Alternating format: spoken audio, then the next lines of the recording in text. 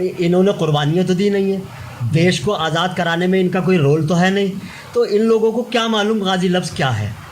तो ये इनको गलतफ़हमी है, और ये गलतफ़हमी नहीं बल्कि ये जानते ही नहीं, ये जानने की कोशिश भी नहीं करते। हम अपनी पार्टी में हर धर्म हर जाति के लोगों को साथ में लेकर चल रहे हैं। ओवैसी साहब सबकी बात करते हैं, किसी एक विशेष धर्म के लोगों की बात नहीं करते। यह सरासर इल्ज़ाम यूँ कि उन्होंने अपने घर पे हमला करवाकर और दूसरे लोगों का नाम ले दिया। वो तजर्बेकार आदमी हैं, उन्हें मालूम होगा कि भाई ये इस तरीके से पॉलिटिक्स की जाती है। तो इससे ज़्यादा और क्या मैं कह सकता हूँ।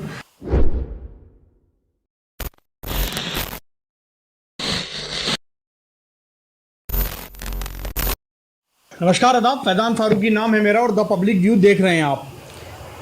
एक बार फिर से मेरे साथ मौजूद हैं AIMIM के प्रत्याशी मुशीर तरीन साहब। ये भावी प्रत्याशी हैं और जिस तरह से इलेक्शन का दौर करीब आता जा रहा है, सारे नेता अपना दमखम दिखा रहे हैं। इसी बीच असदुद्दीन ओवैसी AIMIM के राष्ट्रीय अध्यक्ष ने भी अपना दम दिखाया और 22 तारीख को संभल के सिरसी कस्बों में आए।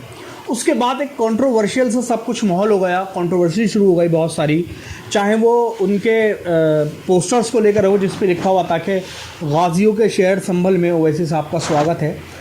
उसके बाद जो सदर विधायक हैं नवाब इकबाल महमूद साहब, उनके बेटे हैं जो आने वाले वक्त में उनकी जगह ले सकते हैं, सुहेल इकबाल साहब, उनका ये बयान आता है कि ओवैसी साहब जो हैं वोटों का ध्रुवीकरण करने की नहीं करते हैं, या जो उनका यहाँ हमला हुआ उनके घर में वो उनका खुद का कराया गया, और भी बहुत तरह की बातें की एक चैनल पर।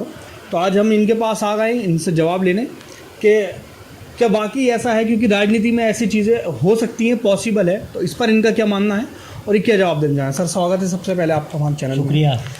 सबसे पहले मैं उसी कंट्रोवर्शियल चीज़ से शुरू करूँगा। गाजियों का शहर संभल में स्वागत, और उसके बाद डिबेट छिड़ जाती है नेशनल मीडिया पे कि ये क्यों लिखवाया। संघ विचार पैनल बैठता है पूरा, जिसमें समाजवादी के भी प्रवक्ता बैठते हैं, AIMIM के भी प्रवक्ता बैठते हैं, संघ विचारक भी बैठते हैं, पॉलिटिकल एनालिस्ट भी बैठते हैं। तो इससे क्या लगता है कि गाजियों के, इसका सबसे पहले मतलब बताइए और ये बताइए कि ये लगवाना क्यों ज़रूरी था। नहीं लगवाते तो ऐसा थोड़ी ना था कि वैसे साहब के स्वागत में कोई कमी आ जाती। देखिए, इन लोगों की तैयारी तो होती नहीं है। ये लोग जो मुंह में आए वो कह देते हैं। इन्हें हर सूरत में विरोध करना है, और विरोध करके हिंदू मुस्लिम भावनाओं को भड़का करके ये लोग अपना वोट हासिल करना चाहते हैं। और इन लोगों को मैं बताना चाहता हूँ, ये गाजियों की सरज़मीन जो इस पे लिखा गया, तो गाजियों की सरज़मीन तो संभल है। गाजी कहते हैं, पहले इन्हें ये मालूम ही नहीं है कि गाजी कहते किसे हैं। गाजी कहते हैं बहादुर को है। गाजी आप जो है अगर हिंदी में बोल दीजिए, उर्दू में बोल दीजिए, या दूसरी और किसी भाषा में बोल दीजिए, सब आपके समझ में आ जाएगा। अगर हम ये गाजी लफ्ज़ न लिखकर हम ये लिख दें कि बहादुरों के शहर में, योद्धाओं के शहर में, वो भी वही बात हो गई। तो योद्धा हो या बहादुर हो या गाजी कह दें आप, तो इसमें क्या परेशानी हो गई। हमारे चंद्रशेखर आज़ाद भी योद्धा थे, गाजी थे। और इसके अलावा जितने भी जो देश को आज़ाद कराने वाले जो लोग थे, जिन्होंने अपने देश के लिए, हमारे देश के लिए बलि दी, कुर्बानियाँ दी, वो सारे लोग गाजी थे। तो इनकी यही समझ में नहीं आता, ये लोग इन्होंने कुर्बानियाँ तो दी नहीं है, देश को आज़ाद कराने में इनका कोई रोल तो है नहीं, तो इन लोगों को क्या मालूम गाजी लफ्ज़ क्या है। तो ये इनको गलतफ़हमी है, और ये गलतफ़हमी नहीं बल्कि ये जानते ही नहीं, ये जानने की कोशिश भी नहीं करते कि ये है क्या। तो संभल गाजियों का और पीरों का और बलियों का शहर आज से नहीं, एक ज़माने से है। इसके ऊपर इन लोगों को कटाक्ष करना इनका जो है वो बिल्कुल फिजूल है, और बहुत ही वाहियात लोग हैं ये जो इस तरीके के बयानबाजियाँ कर रहे हैं। संभल आज से नहीं, संभल तो सदियों से जो है वो वलियों और गाजियों का शहर रहा है। तो इसमें कोई शक ही नहीं है। इस पर क्यों बेवजह में अपना बात करनी है। बात करें ये विकास के ऊपर, बात करें ये डेवलपमेंट के ऊपर, सारी चीज़ें ख़त्म हो गई। बात करें गरीबों के ऊपर, गरीबों को रोटी खाने के लिए नहीं मिल रही, गरीबों को रोज़गार नहीं मिल रहा, गरीबों को आप देखिए जो 70 रुपये लीटर तेल पिछले साल हुआ करता था, सरसों का तेल, वो आज 200 रुपये लीटर है, 200 रुपये किलो है। तो इन बातों के ऊपर क्यों नहीं देखते। पेट्रोल देखिए आप, डीज़ल देखिए आप, अभी कुछ दिन पहले, चंद दिन पहले 55 रुपये 58 रुपये डीजल का रेट था, आज 90 रुपये 100 रुपये पार कर गया। तो इन बातों के ऊपर ध्यान देना।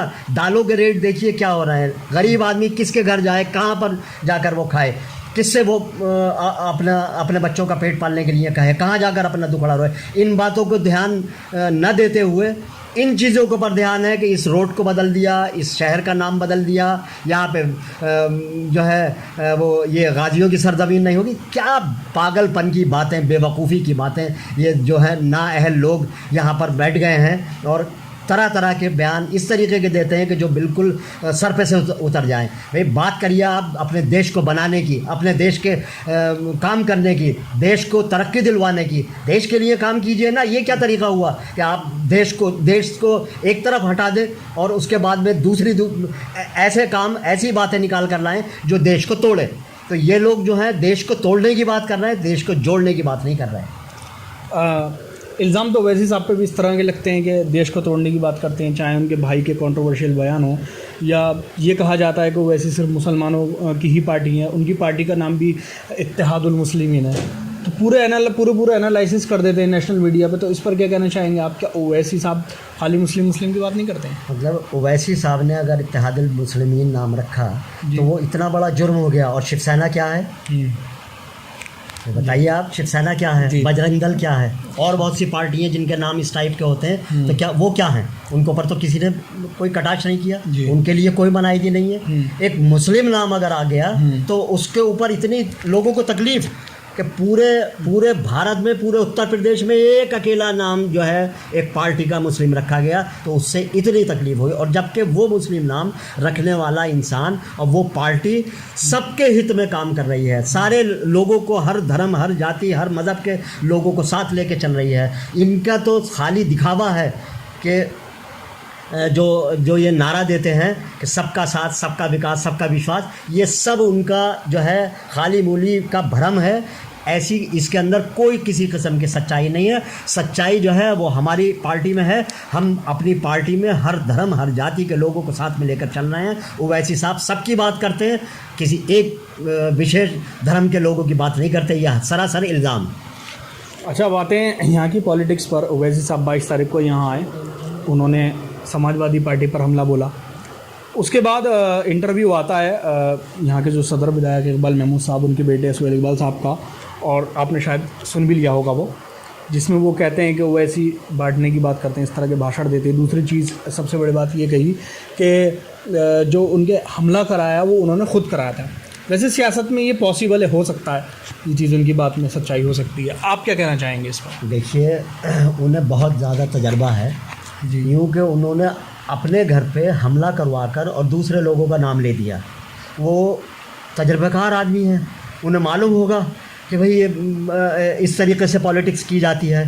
तो इससे ज़्यादा और क्या मैं कह सकता हूँ कि जो लोग प्रैक्टिकली जो काम कर चुके हैं, पहले अपने घर पे हमला करवा के और दूसरों का नाम ले चुके हैं, उनके बारे में मैं क्या कहूँगा। वो तजर्बे में है, उन्हें मालूम होगा। तो हो सकता ऐसा हुआ हो। तो ये जो है ये तजर्बेकार लोग हैं, ये ऐसे ही करते हैं। इसी तरीके से यूँ कि जाहिर सी बात है कि जब काम अपना आप आदमी कर चुका तो दूसरे के ऊपर तो इल्ज़ाम लगाएगा, दूसरे को भी वो ऐसे ही समझेगा कि उन्होंने भी ऐसे ही किया होगा, क्योंकि प्रैक्टिकली खुद कर चुके हैं। ये तो इल्ज़ाम आप उन पर दोबारा लगा रहे हैं? नहीं, इल्ज़ाम नहीं, आप देखिए सब अभी पिछले इलेक्शन में अपने घर पे उन्होंने हमला करवाया और अपने घर पे हमला करवाने के बाद में दूसरे का नाम ले दिया कि साहब मेरे घर पे जो है फलां लोगों ने जो है हमला कर दिया, पुलिस को कर दिया। जनता में एक आम तरीके से रोमर उड़ा दी कि साहब मेरे घर पे हमला हो गया। ऐसा कुछ भी नहीं था, उन्होंने खुद किया था। तो ये सारी तजर्बेकारी उन्हें है। अब वो जो आदमी जिसके घर पे हमला होगा वो यूँ कर वो कर चुके हैं, ऐसा चीट कर चुके हैं। तो इसलिए वो हर आदमी को इसी तरीके से समझेंगे। अच्छा, जिस तरह से ओवैसी साहब ने बर्ड साहब को भी कहा, उनके पोते के बारे में कहा, अब से 5 साल पहले 2017 के चुनाव में जिसको टिकट दिया और उसी के बारे में इस तरह से कहना, थोड़ी नाइंसाफ़ी हो जाएगी ना ये? तो फिर देखिए, अब ये उनकी ज़बान 5-4 साल के अंदर एकदम कैसे गलत हो, ये उनकी ज़बान है जी, और वो कुछ भी कह सकते हैं। आज से 5 साल पहले जो था वो काम जो ओवैसी साहब ने किया था, उन्हें अपनी पार्टी से लड़ाया था, तो तब पार्टी बुरी नहीं थी, पार्टी में किसी किस्म की कोई कमी नहीं थी, वो वोट कटुआ भी नहीं थी, उसमें उसके अंदर अच्छाइयाँ ही अच्छाइयाँ नज़र आ रही थी। आज जाहिर सी बात है कि वो उस पार्टी में नहीं है, तो जाहिर सी बात है कि वो वोट कटुआ भी होगी, वो उसके अंदर और बहुत सारी बुराइयाँ जो हो सकती थी वो उसमें उन्हें नज़र आएंगी। अच्छा ये बताइए 2017 में जो वोट आए थे MIM को, वो 60,000 समथिंग वोट आए थे, लगभग 59,000 समथिंग, लगभग 60,000 जी। तो उसमें आप क्या कहेंगे, वो ओवैसी मैजिक था या डॉक्टर बर्क मैजिक था, क्योंकि बर्क साहब के अपने काफ़ी वोट हैं। नहीं, अब देखिए एक बात तो यह है कि उन्होंने, उनके साहबजादे ने इससे पहले एक बार इलेक्शन लड़ा था जी। और वो कोई पार्टी से, ख़ास पार्टी से नहीं लड़ा था, तो उसमें वो जो थे लगभग 10,000 वोटों पे सिमट गए थे। अच्छा। तो आप ये बताइए कि कहाँ था उनका वोट बैंक। अब ओवैसी साहब के टिकट पे जब वो लड़े तो 61,000 वोट मिले जी। अब इसमें मैं क्या कह सकता हूँ, आप बताइए कि उनके साहबजादे जो थे वो 10,000 वोटों पे वोट लेके वो मुतमईन हो गए थे, तो फिर उनका वोट बैंक कहाँ गया। देखिए पार्टी का बहुत बड़ा असर होता है, पार्टी का वोट बैंक होता है, और पार्टी के सहारे उन्होंने जो है वो इलेक्शन लड़े, और पार्टी को उन्हें मानना चाहिए ये कि भाई मैं इस पार्टी से लड़ा था, उसका शुक्रिया अदा करना चाहिए था, उन्होंने एक बार भी पार्टी का शुक्रिया अदा नहीं किया। अच्छा, आखिरी सवाल, जिस तरह की 22 तारीख के बाद तस्वीरें देखने को मिली अखबारात में और वीडियो वगैरह में, और उसके बाद और जो दूसरी पार्टी उसकी तरफ से देखने को मिला कि अपना संगठन ही मजबूत नहीं है, संभल में थोड़ी सी जो नाराज़गी देखने को मिली, एक दूसरे के प्रति घृणा देखने को मिली, तो ये सर आप तो कैसे कर पाएंगे, आपके जब संगठन में ही आपस में थोड़ी सी फूट है, 2 पार्टियाँ बनी हुई हैं, तो कैसे सरवाइव कर पाएंगे फिर इलेक्शन के टाइम पे आप? देखिए पहली बात तो ये है कि छोटा सा एक किसी का भी आपका घर मेरा घर, उसके अंदर 2 भाई हैं, 4 भाई हैं, सबके मिजाज एक से नहीं होते, सबके मिजाज एक दूसरे से नहीं मिल पाते, और उसमें भी छुट-पुट की हल्की फुल्की जो है वो नरमा गर्मी हो जाती है। ये तो पार्टी है और इतनी बड़ी पार्टी है, तो इसमें हमारा आपस में कोई बात अगर किसी से हो भी गई, कोई नाराज़ हो गया एक दूसरे से, तो वो वक्ती तौर से होते हैं, वो वहाँ से हुआ नीचे आके ख़त्म, मतलब कोई ऐसी बात नहीं है। और कौन सी पार्टी ऐसी है जिसके अंदर गुटबाजी नहीं है, बताइए आप, चाहे बीजेपी हो, चाहे समाजवादी हो, चाहे बहुजन समाज हो, चाहे कांग्रेस हो, हमारे यहाँ तो कुछ भी नहीं है। हमारे यहाँ तो हल्की फुल्की किसी में अगर थोड़ी सी देर के लिए कोई नाराज़ हुआ तो 10 मिनट के बाद वो राज़ी हो गया। तो हमारे यहाँ पूरी जड़ें काट देते हैं, पूरे जो मतलब इतना बड़ा महास खड़ा कर देते हैं कि जो संभाले से नहीं संभले, और हुकूमतें जो हैं वो उथल पुथल हो जाती हैं और हुकूमतों को गिरा दिया जाता है। आप देखिए मुलायम सिंह जी के परिवार को, आप देखिए शिवपाल यादव जी को किस तरीके से बिखराव हुआ, किस तरीके से भाई थे वो, तो चाचा भतीजे थे वो, तो इतना बड़ा कांड उन लोगों में हो गया, तो उनके लिए तो कोई भी नहीं कह रहा, किसी को कोई परेशानी नहीं है, उनके बारे में किसी ने कोई जिक्र नहीं किया। हमारा अगर हल्की फुल्की किसी में आपस में 2 भाइयों में कोई बात हो रही है तो उससे हमारे ऊपर क्या फ़र्क पड़ रहा है। ये हालत हो रही है दूसरी पार्टियों में, जूते चलते हैं, कुर्सियाँ चलती हैं, तो एक दूसरे को के ऊपर कुर्सियाँ फेंक के मारते हैं, एक दूसरे के ऊपर चप्पल जूतियाँ फेंक कर मारते हैं, तो उनको तो कोई भी नहीं कर रहा। अच्छा, अगला दौरा कब होगा वैसे साहब का? बहुत जल्द होगा, और आप बेफिक्र रहिए, हलक में कांटे इंशाल्लाह पैदा कर दिए जाएंगे, लोगों के थूक जो है वो खुशक हो जाएंगे, और रातों की नींदें इंशाल्लाह हराम हो जाएंगी, और अभी से हो चुकी हैं। ये 2 अभी तो राउंड हुए हैं सदर साहब के, इन 2 राउंडों में रातों की नींदें हराम है लोगों की, और घर घर जाकर लोगों से कोशिश की गई कि ओवैसी साहब के प्रोग्राम में नहीं आना है आपको, वो 100% फेल हुए। जिन लोगों के घर गए उन लोगों ने मुंह तोड़ जवाब दिए, और उन्होंने कहा भाई हम क्यों नहीं जाएंगे, आपने हमें क्या दिया। उन्होंने मतलब फेस टू फेस उन लोगों ने कहा, उन्होंने बताया कि भाई आप ये बताइए कि आपने संभल को तबाह कर दिया, आप आज भी आप लोग जो है वो चुप नहीं होंगे।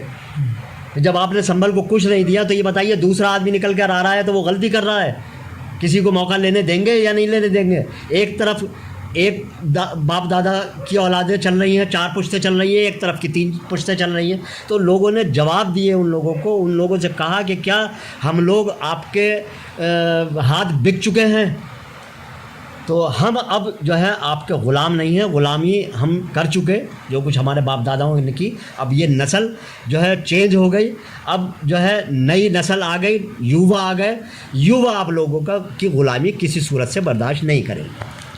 तो ये थे हमारे साथ मुशीर तरीन साहब। इन्होंने जो इल्ज़ाम लगे हैं असदुद्दीन ओवैसी पर और MIM पार्टी पर, उसका अच्छी तरह से इन्होंने बचाव किया और दूसरी पार्टियों पर हमला बोला और एक दबे लफ्ज़ों में भी चैलेंज कर दिया है अपनी ताकत दिखाने का। आने वाले वक्त में जल्दी ही एक बार फिर से ओवैसी साहब के आने का इन्होंने आश्वासन दिया है कि वो एक बार फिर से आएंगे। अब देखने वाली बात ये होगी कि ओवैसी साहब के बार बार दौरे से संभल की पब्लिक पर क्या असर पड़ता है। हमारी वीडियो आपको कैसी लगी कमेंट सेक्शन में ज़रूर बताइए। द पब्लिक व्यू देखते रहिए। जय हिंद, जय भारत।